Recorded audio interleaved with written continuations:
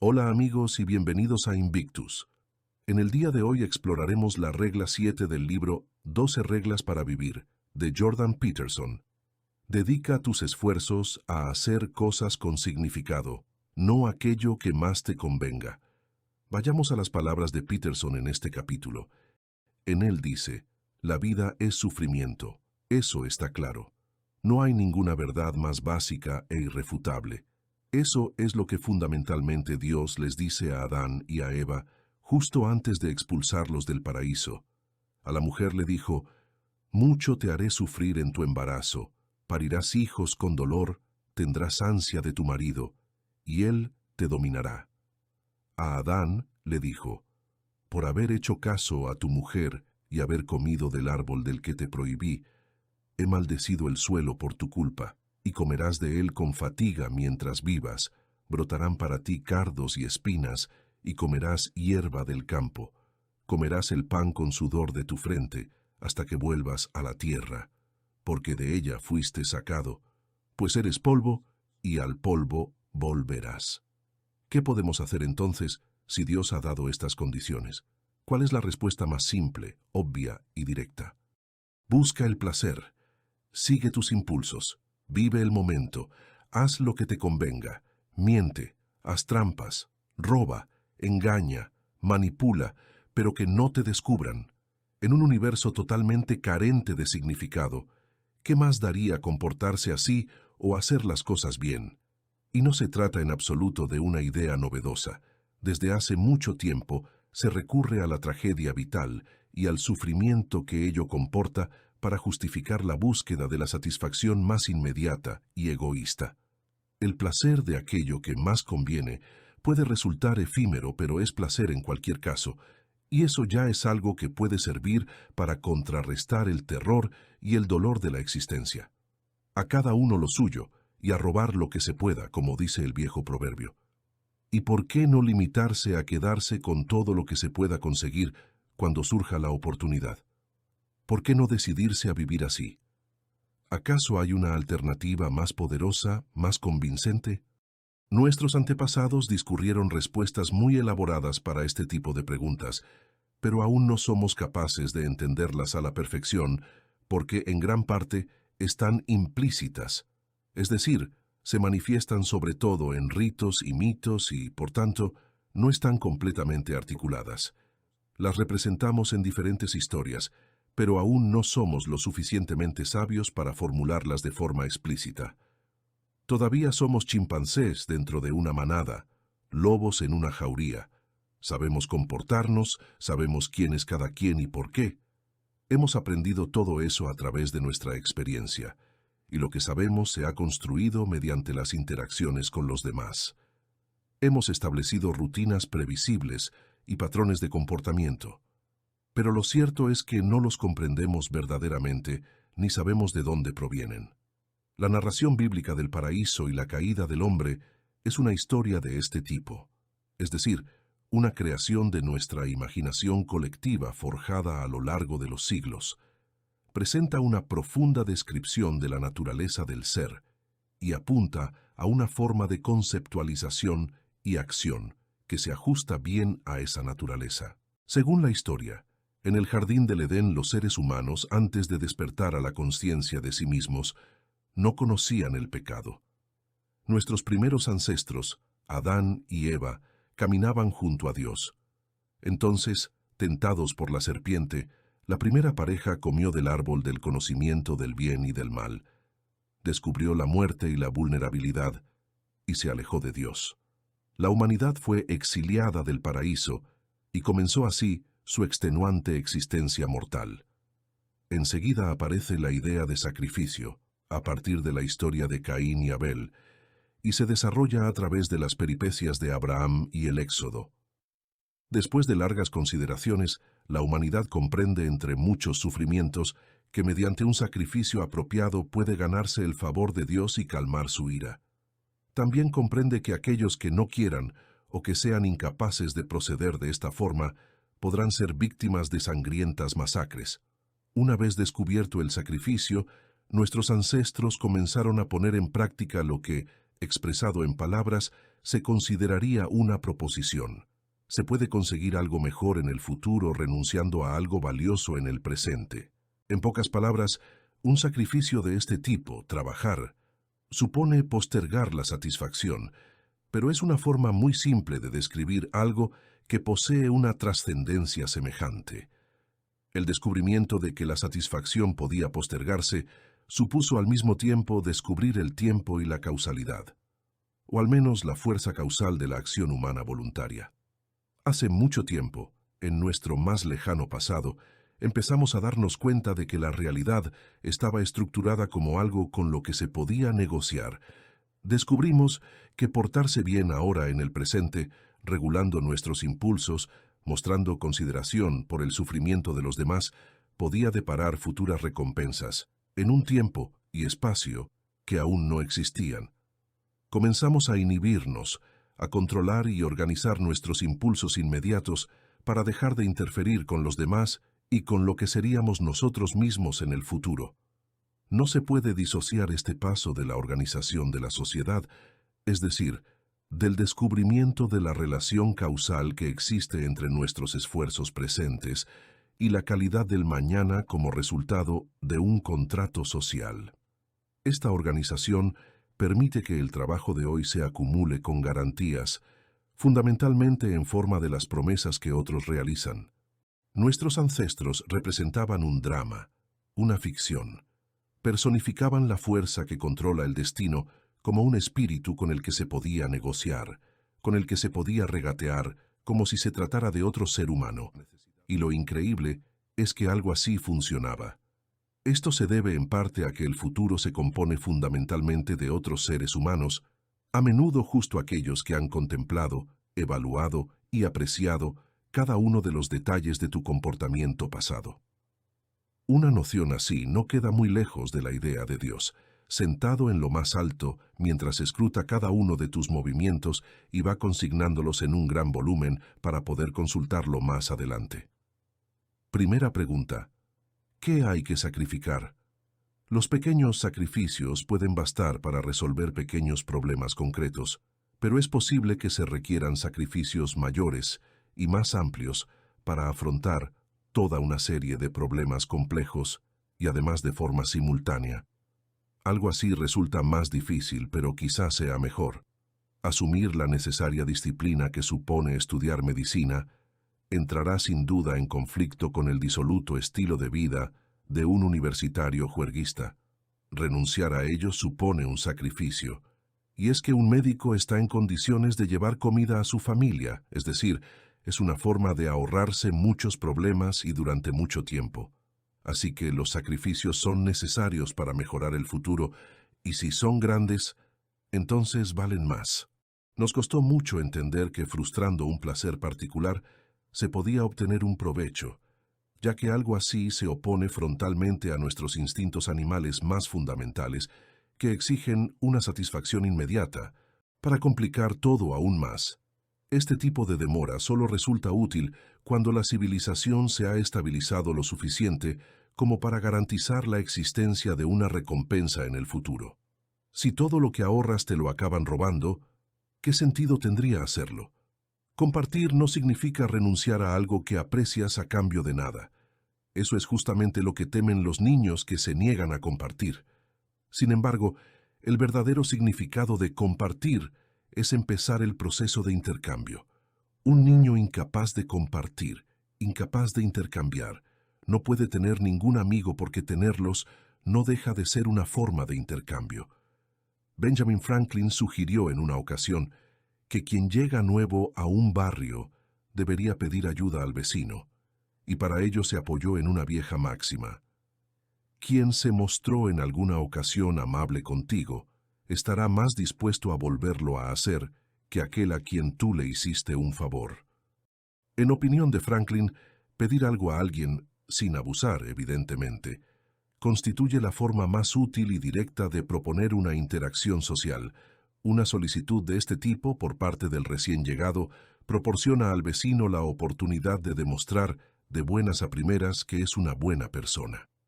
También significa que el vecino estará en condiciones de pedirle a la otra persona que corresponda con otro favor apoyándose en la deuda contraída, lo que servirá para desarrollar su cercanía y confianza. De esta forma, ambas partes pueden superar su reticencia natural y su miedo a lo desconocido. Es mejor tener algo que no tener nada, y es todavía mejor compartir de forma generosa aquello que tienes. Sin embargo, aún es mejor que se te conozca precisamente porque compartes con generosidad. Eso es algo duradero, algo en lo que se puede confiar. Y llegados a este punto de abstracción, podemos observar cómo se crean las ideas de confianza, honestidad y generosidad. Así ya se han establecido las bases de un sistema moral articulado. Esto se ve también en la decisión de Sócrates, el famoso filósofo, quien acepta su destino y aleja el terror ante la cercanía de la muerte, en el juicio en que se lo condena. Él entendió que su vida había sido tan rica y tan plena que podía ponerle fin con elegancia. Se le había dado la oportunidad de dejar todo en orden y se dio cuenta de que podía escapar a la lenta y terrible degeneración de la vejez. Comprendió así que lo que le estaba sucediendo era un regalo de los dioses, y que por ello no tenía sentido defenderse de sus acusadores, o por lo menos hacerlo con el objetivo de demostrar su inocencia y escapar a su destino, en un juicio que resulta a todas luces injusto. En vez de eso, le dio la vuelta a la situación y se dirigió a los jueces de tal forma que el lector consigue entender precisamente por qué el consejo de la ciudad quería acabar con él. Y entonces se tomó el veneno, como todo un hombre. Sócrates rechazó lo que le convenía y la consiguiente necesidad de manipular. En su lugar eligió, en las circunstancias más dramáticas, continuar su búsqueda del significado y de la verdad. 2500 años más tarde, recordamos su decisión y el hacerlo nos reconforta. ¿Qué lección podemos sacar de él? Pues que si abandonas las falsedades y vives de acuerdo con los dictados de tu conciencia, mantendrás tu nobleza incluso ante la mayor de las amenazas. Dejándote guiar con convicción y valentía por el mayor de los ideales, obtendrás mayor seguridad y fuerza de la que podrías alcanzar si te concentraras tan solo en tu propia estabilidad. Si vives de forma verdadera y plena, podrás descubrir un significado tan profundo que te proteja del miedo a la muerte.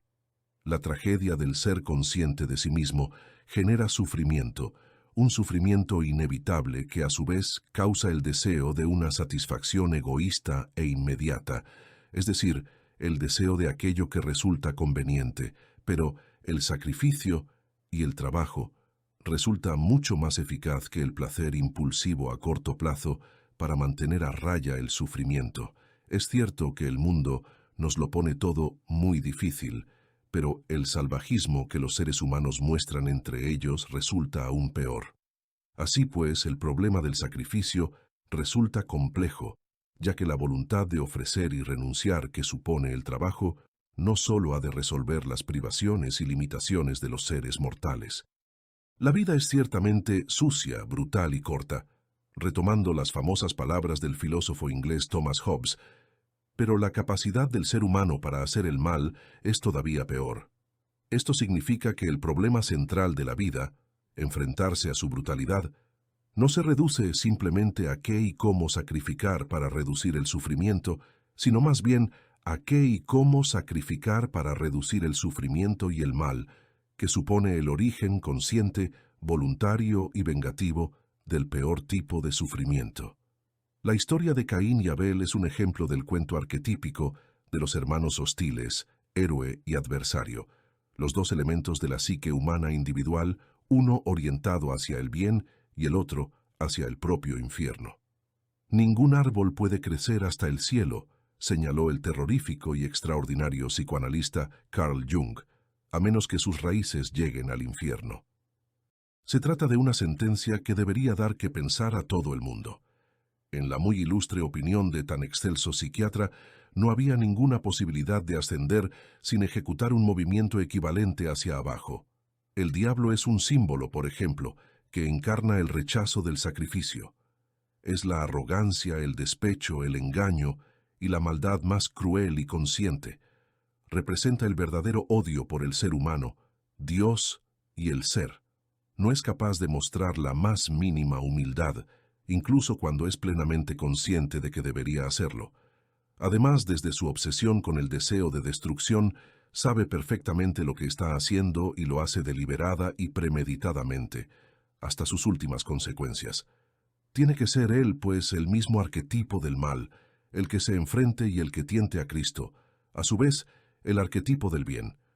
No puede ser otro que él quien ofrezca al Salvador de la humanidad, en las circunstancias más desafiantes, aquello que todo el mundo ansía de forma más desesperada. El diablo tienta primero a Cristo, que desfallece de hambre, transformando las piedras del desierto en pan. Luego, le propone que se lance al vacío, asegurándole que Dios y los ángeles interceptarán su caída. Cristo responde a la primera tentación diciendo: «No solo de pan vive el hombre, sino de toda palabra que sale de la boca de Dios». ¿Qué significa esta respuesta? Que incluso en condiciones de extrema privación, hay cosas más importantes que la comida. En otras palabras, que el pan le sirve de poco al hombre que ha traicionado a su alma, incluso si en esos momentos desfallece de hambre. Si un padre disciplina de manera conveniente a su hijo, obviamente interfiere con su libertad, sobre todo en lo inmediato. Establece unos límites en la expresión voluntaria del ser de su hijo, obligándolo a ocupar su lugar como un miembro socializado del mundo. Un padre así exige que todo ese potencial infantil se canalice a través de un sendero particular. Al imponerle a su hijo semejantes limitaciones, quizá parezca una fuerza destructiva, puesto que actúa para sustituir la milagrosa pluralidad de la infancia por una realidad única y estrecha. Pero si el padre no asume una acción semejante, deja a su hijo al nivel de Peter Pan, el niño eterno, el rey de los niños perdidos, el líder del inexistente país de nunca jamás.